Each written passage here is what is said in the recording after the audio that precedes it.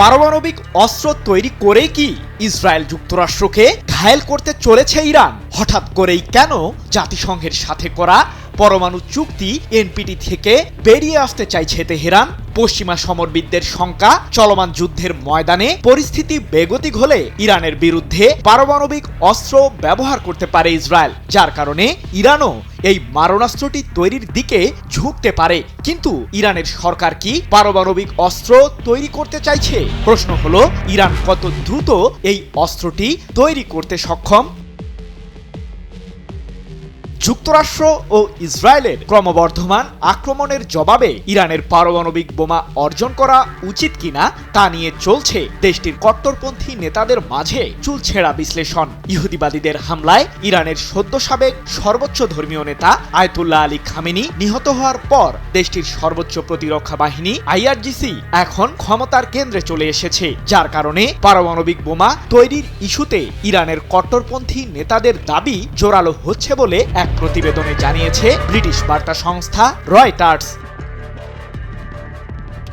জাতিসংঘের পরমাণু পর্যবেক্ষক সংস্থা IAEA এর প্রধান রাফায়েল গ্রসি সাম্প্রতিক সময়ে দাবি করেছেন যে ইরানের ইস্পাহান পারমাণবিক কেন্দ্রে মজুদ আছে প্রায় 200 কেজি ইউরেনিয়াম, যা 60%-এরও বেশি মাত্রায় সমৃদ্ধ। দেশটি চাইলে এগুলো দিয়ে বেশ কয়েকটি পারমাণবিক বোমা তৈরি করতে পারবে। কেবলমাত্র এই আন্তর্জাতিক সংস্থাটি নয়, পাশাপাশি যুক্তরাষ্ট্র সহ পশ্চিমারা বহুদিন ধরে প্রায় একই ধরনের দাবি করে আসছে।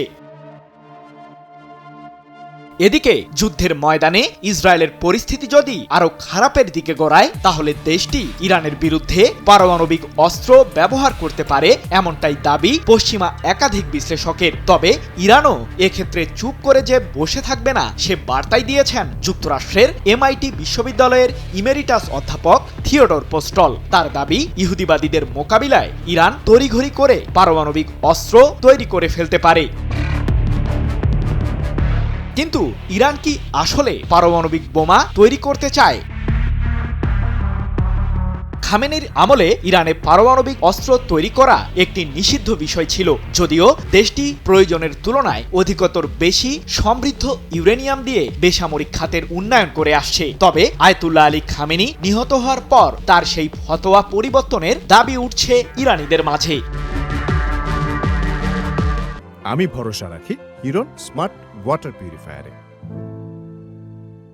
ইরানের পারমাণবিক কেন্দ্রগুলোকে লক্ষ্য করে একাধিকবার হামলা চালিয়েছে যুক্তরাষ্ট্র ও ইসরায়েল, আর সেই ঘটনাকে কেন্দ্র করে IAEA এর নীরব অবস্থানে তেলে বেগুনে জ্বলে উঠেছে ইরানের সরকারের শীর্ষ মহল। এ নিয়ে ইরানের জাতীয় নিরাপত্তা ও পররাষ্ট্র নীতি বিষয়ক কমিশনের মুখপাত্র ইব্রাহিম রেজাই বলেছেন, NPT চুক্তির অধীনে জাতিসংঘ কার্যকর অর্থে আমাদের কোনো সুবিধা দেয়নি, যার কারণে এই চুক্তি এখন অর্থহীন। ফলে এটি থেকে ইরানের বেরিয়ে আসার সময় হয়েছে। 27 মার্চ এক প্রতিবেদনে বিষয়টি নিশ্চিত করেছে ইরানের রাষ্ট্রীয় সম্প্রচার মাধ্যম প্রেস টিভি। প্রশ্ন হলো, NPT চুক্তি থেকে ইরান বেরিয়ে এলে কি ঘটতে পারে?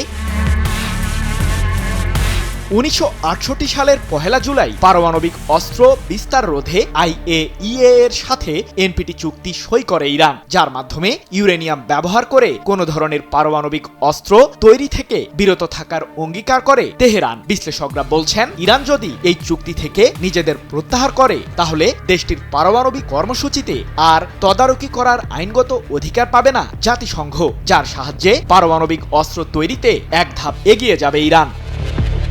সৃজন মাহমুদ, নিউজ 24।